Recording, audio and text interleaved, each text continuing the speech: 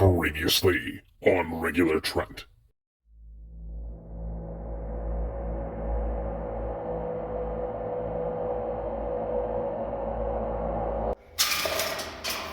It seems as though there's no record of this game anywhere. Or so we thought. That's my dead body! There's no way! I can't be dead! No! No!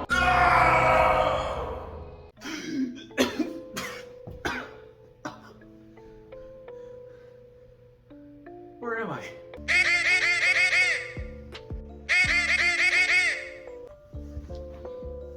Well, let's get this out of the way. This is my review of Texas Chainsaw Massacre: The Next Generation. But first, a little history lesson. In my opinion, the original Texas Chainsaw Massacre from 1974 is the best horror movie ever made. It used all its shortcomings and limitations to its benefit, with its small, amateur budget and production helping to make Texas Chainsaw seem more like a horrifying documentary than a fictional movie. Directed by horror legend Tobe Hooper and co-written by Kim Henkel, Texas Chainsaw brilliantly sets up the most realistic horror threat you'll ever see. Because, well, think about it, it's the most realistic thing that could happen. It makes the most sense. Like, just a group of whack job serial killer cannibals who live in the middle of nowhere, just luring unsuspecting people out to their property, killing them, and then just, no one ever hearing from them ever again. It's kind of freaky when you think about it. And let's not forget the skin-wearing psycho in the middle of it all, Leatherface. Sure, he may seem like a generic brute who's willing to kill anybody in his path, but Leatherface is usually portrayed as a sympathetic villain, being abused and manipulated by his family around him into killing innocent people out of self-defense. Also, for a film called Texas Chainsaw Massacre, it really isn't as violent or as bloody as one might think. Instead, the film relies on psychological horror, making you draw conclusions on your own about whether what you're watching is actually real or not. Again, this film uses its small budget to great effect, because the way this movie is shot is done cheap and gritty, making it seem like we're right there with these poor victims. So yeah, Texas Chainsaw Massacre is a certified classic and a pioneer of the slasher villain subgenre. It would end up getting followed by two very different sequels. The first one being Texas Chainsaw Massacre Part 2, which came out over 12 years later in 1986. The wait, however, I think was well worth it. This time, Hooper had backing from Cannon Films and was able to work with a bigger budget. This time around, Part 2 would be taking a dramatically different approach compared to the original, and instead became more of a black comedy that featured horror elements. It was a whole lot sillier, a whole lot bloodier, and a whole lot more expensive looking as a film. The increased budget allowed the film's production to look absolutely colorful and fleshed out like a real movie, and not a snuff film like how the original turned out. One thing you'll hear time and time again about Part 2 is just how many people were having fun being a part of it. Even Jim Sydow, one of the few seasoned actors in the original film, came back to reprise his role as the cook, Drayton Sawyer, just going to show how much loyalty he had for Hooper and how much fun he had on the original.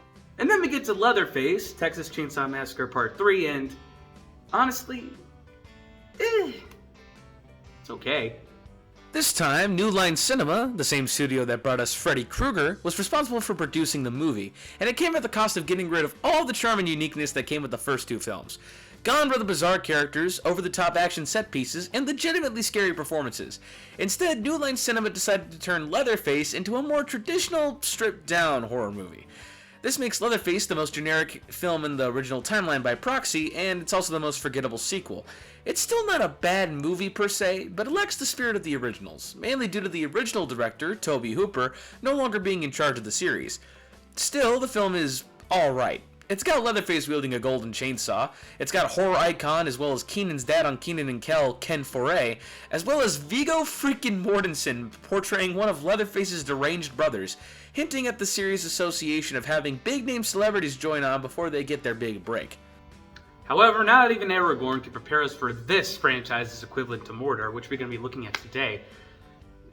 It's a bad, flat-out, just waste of time kind of movie, and it's violent and exploitative for the sake of being violent and exploitative. It has no purpose of existing other than the fact that, I don't know, someone out there was sick enough to make it. So with that introduction out of the way, let's find out why the Saw is your family and carve right into Texas Chainsaw Massacre: The Next Generation. God help me. Our film begins with the trademark title crawl. I mean, paragraph, which kind of establishes this film as a direct sequel to the first by poking fun at the other sequels by stating that they're two minor yet unrelated events. That's a pretty bold move of you, movie. I mean, after all, retconning the other two sequels and saying, no, this is the real Texas Chainsaw Massacre sequel. I mean, that takes balls. How pretentious can you be? Who worked on this? Someone that, helped make the original? Let me just see here. Oh, shoot. It is. Kim Henkel, the guy who worked on the first film with Tobe Hooper. He's the director this time around. Maybe there's hope after all. I mean, maybe Henkel came back because he thought Texas Chainsaw Massacre wasn't going in the direction he wanted it to. Maybe he had a different creative vision. Maybe he wanted to come back and end the series on a high note. No, I'm kidding. I'm giving it too much credit. The actual movie begins. We get to our first reason as to why this movie sucks. The characters. Not so much the cast. They're doing the best of the script they have, but there's nothing memorable about anybody in this film except for the two biggest celebrities here, Renee Zellweger and Matthew McConaughey. Why are they in this film? Who knows? But they deserve better than to be in this movie. Zellweger plays Jenny, the sole survivor of the quote-unquote massacre, while McConaughey steals the show as Vilmer, either because he didn't care to be in this movie, or he's just trying to have fun. Interestingly enough, McConaughey was originally supposed to play a nameless drifter on a motorcycle in this film's original cut, originally titled The Return of the Texas Chainsaw Massacre. Which sounds even more lame and generic than Next Generation, but I digress. Kim Henkel had a very different idea for this movie, which would have featured a subplot about Jenny being a victim of an abusive father. This would explain why she's such a survivalist throughout the movie, and would have been her confronting the demons through the Sawyers. I guess in this movie they're referred to as the Slaughter family, and eventually ride off with McConaughey's biker character, having not said a single line throughout the movie. She goes through her night of hell after the prom and almost gets killed, and the next day at school, or he rides back up, she sees him, jumps on the motorcycle, they ride off. The creative direction of this movie changed after the first round of test screenings. Afterwards, McConaughey decided to audition for a bigger role, thus landing the privilege of playing Vilmer. Go figure. And right off the bat, he doesn't even try to be subtle that he is the main antagonist of this movie. It ain't no fucking biggie. Hey, wait a minute, go back.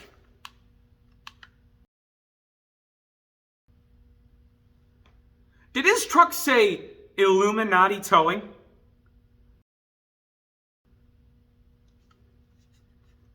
That's a weird name for a business. Maybe it's just a throwaway gag and won't actually matter throughout the grand scheme of the movie. Problem number 2 with this film is that everyone in this movie acts stupid. Again, it's another tried and true horror trope, but good lord, there's more complexity in a cereal box than with these people. Hold it right there. It's okay, we had a wreck. All we want is a ride. Oh, that there is W.E. He's just as miserable as Vilmer, except he's not as likable. And would you believe it, his quirk is that he talks in old historical quotes that don't really apply to any given situation. I propose to fight it out on this line if it takes all summer. That's Ulysses S. Grant. Okay, finally, after nearly 30 minutes, half a freaking hour into this movie, we finally get a good look at Leatherface. Oh, okay, really?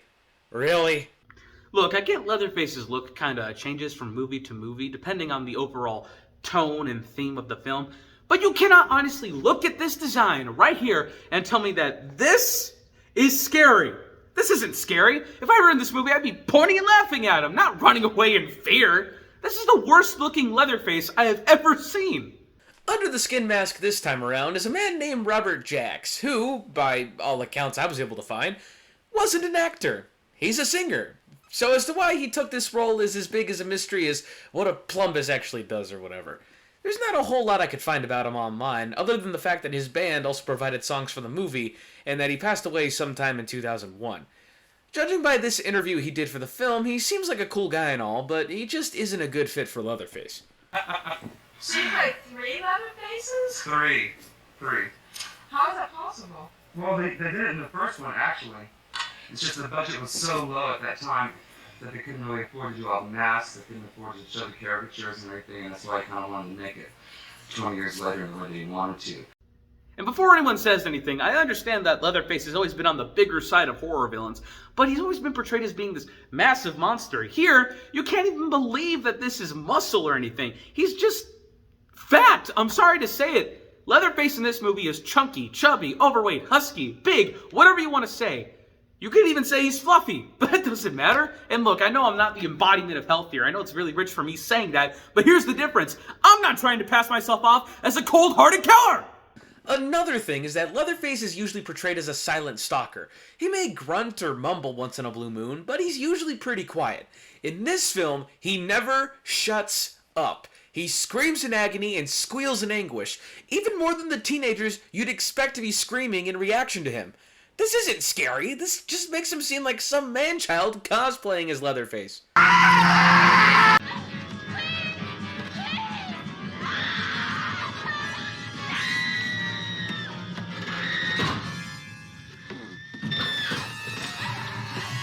Lady, you know you can open the freezer. Just wait for him to leave before you try escaping. No wonder he weighs the lid down. You're a freaking idiot. Actually, come to think of it, I think I know why they're all friends. Jenny's the only smart one in this group of idiots. I mean, it's obvious she's trying to corral them and get them through life, because without her, they would have set themselves on fire like 5 years ago. So far, the only thing I've enjoyed is, predictably, McConaughey as Vilmer. He's so over the top and ridiculous that sometimes he doesn't even make any sense in his villainy. Take this scene, for example. You want scared? Have a look behind you. Have a look. Yeah, how about that, huh? Look again, goddammit. Dude, if you want Jenny to see what's actually back there, maybe keep her glasses on. I mean, this is probably all she's seeing right now. Who's that?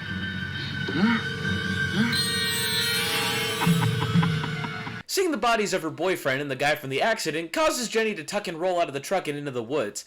Finally! I was wondering when we were going to get some variety and see the 78th scene of someone running aimlessly through the woods in this movie.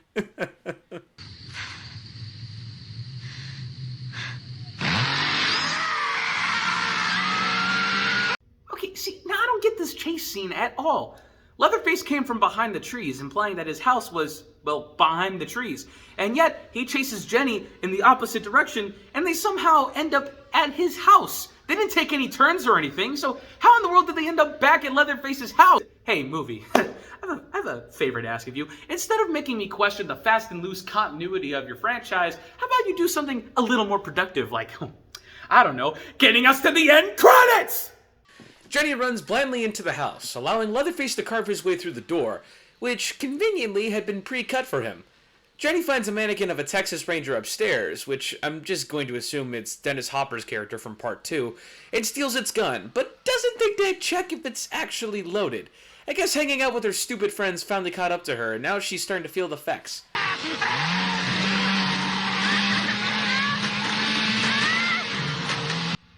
Oh no, he's breaking apart that styrofoam chimney that's obviously not a part of the original house. That's just annoying. Renee Zellweger tries for a future role as Squirrel Girl by hopping onto that thin clothesline. Introduce her already, Feige. You know the fans want it. Just as Leather cuts through the rope, sending Jenny falling and crashing through a greenhouse, which, realistically, should have killed her. No, who am I kidding? We're only near the end of the second act. I mean, how about we just go ahead and rip off more things from the original? Like kidnapping the main character and subjecting them to another poor rehash of the dinner scene that made the first movie so terrifying. Chalk that up as a third reason why I don't like this film. Anytime it pays homage to the original, it does so poorly. If anything, it feels like a parody of a better film that it's trying really badly to mimic.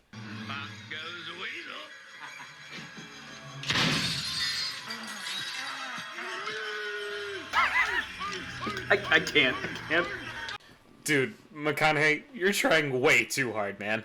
I appreciate the attempt to breathe some sort of life into this bleak travesty of a film, but trust me, this ain't it, Chief. God bless you, McConaughey, for being both simultaneously the best and worst part about this movie. No. I'm gonna leave, and no one is gonna stop me. You sit the fuck down! Yep, Right then and there, folks, is where this version of Leatherface from this original timeline was damaged to the brink of no repair. Getting punked out by Renee Zellweger is a fate worse than death.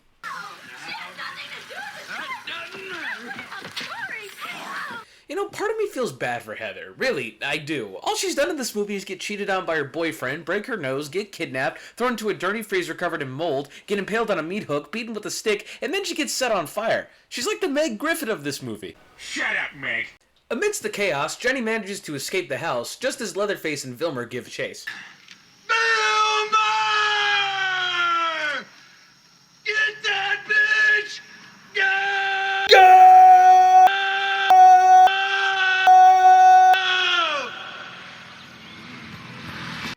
Leatherface chases Jenny onto a dirt road, where these two pensioners, Mr. and Mrs. Spotters, try to save her while chugging Bloody Marys at the wheel. How much do you want to bet that when Vilmer shows up and helps Leatherface crash the RV, the cops are just going to rule this as a DUI or something? And then... this.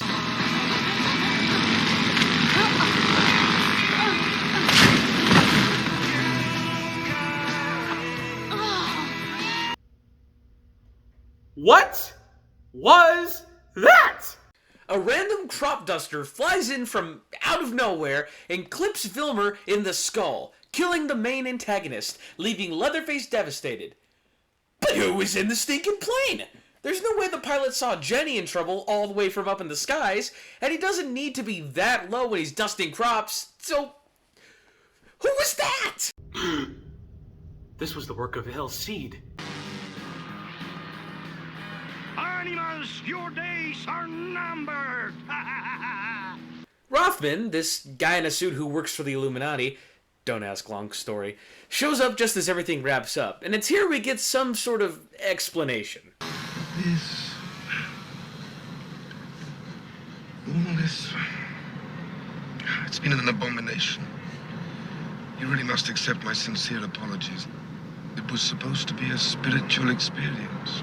Okay, so many fans have interpreted Rothman's ending monologue here as commentary within the film itself. They believe that Henkel made Next Generation not only as a rehash of everything from the original, but as an outright parody of the movie, pointing out just how stupid he thought the original was and how terrible he thought these movies had gotten. So, I mean, I guess that explains why he made this piece of shiz, but to what end?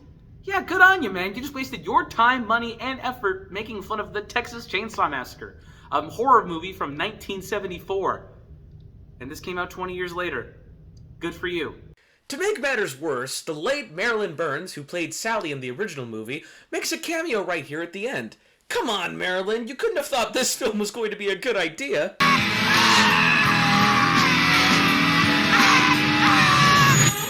Oh, thanks, sweet baby Jesus, it's over. Ugh. Okay, so you're probably wondering what my final verdict for this movie actually is. So I'll just go ahead, stop wasting pleasantries, and just get right down to it. This film is dumber than Randall McMurphy was at the end of One Flew Over a Cuckoo's Nest. I mean, but the next generation? The next generation? What generation are you living in, movie? The generation of crap? While it's not the worst horror film I've ever seen in my life, Texas Chainsaw Massacre: The Next Generation comes pretty dang close. Stilted performances, a story that's hard to follow, and a script that completely spits in the face of the original film. The original movie didn't have a massive budget, and used its rudimentary filming setup and lack of production to make it feel scary. This film also has little to no budget, but needlessly fixes elements from the original. It took a realistic, visceral threat of being kidnapped by a group of ravenous cannibals and completely separated it from reality by tying them to a secret society with no clear motive. It badly juggles the plot along because all the characters are just blindly walking through the woods, so instead of these kills and stories feeling reactionary and intense, instead, it feels like these characters are just happening upon these environments out of dumb luck. I feel like every dumb scary movie trope we see today came from this load of turd. The biggest victim to come out of this abomination of a production was no doubt Leatherface, who went from being a genuinely scary, sometimes sympathetic killer to an utter joke. He looks bad, his mask is bad, his voice is bad, and he's so bad at his job that even Renee Zellweger punks him out for being so atrocious. The only bright spot I can see in this film is Matthew McConaughey as Vilmer. He's so over the top and slimy that you can't help but chuckle when he's on screen. Besides that, I think your money would be best used elsewhere if you're looking to rent something for your weekly horror movie binge night or whatever. So, with that finally out of the way, I've been Regular Trent, and until next time...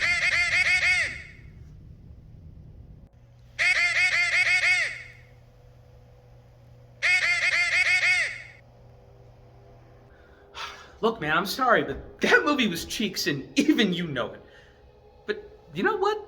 It's perfectly okay. Taste is subjective, wouldn't you say? Like, yeah, people have said some things behind your back, but you still managed to create a lore and creepypasta that fans absolutely love.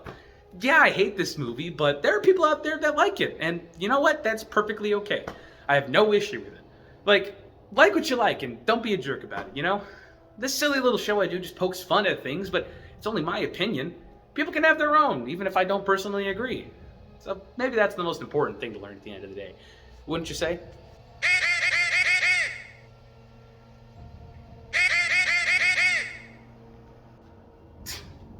Well, it sucks to be you, friend. And look, since you don't have any arms, I'd like to see you try to stop me from leaving, because I've had a day, all right? I'm ready to go home, so I'll see you around.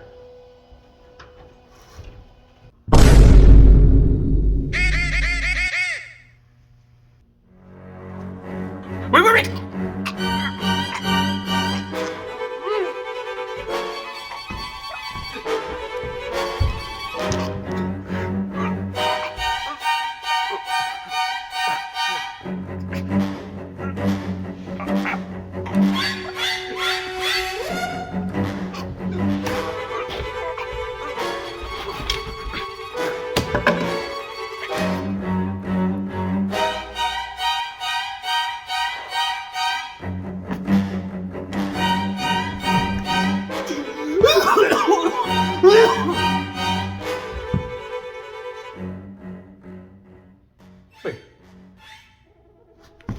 Manfred? Manfred Lorenz? I thought you were dead.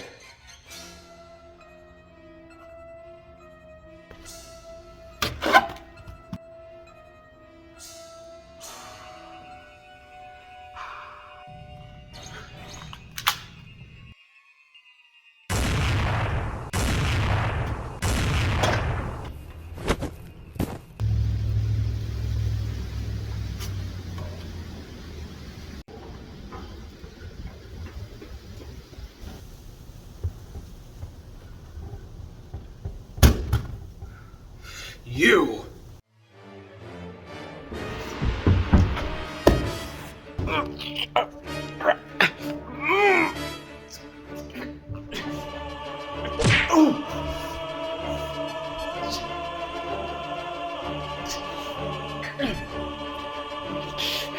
To your bleeding heart I stab at thee!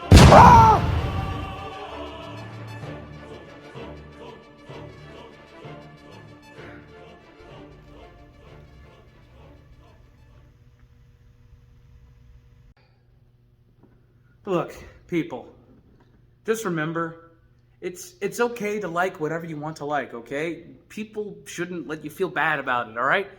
Just remember that as we approach this holiday season. We need to start being nicer to people.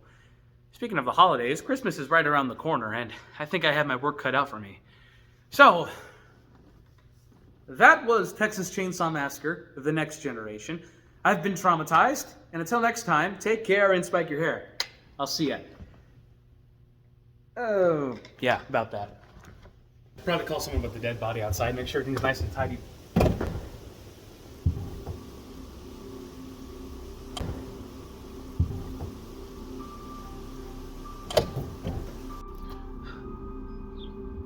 What's all this racket going on out here? Call the police. Tell the sheriff I shot him. Is this some kind of joke? You better not be playing games with me, mister. You don't know what games are.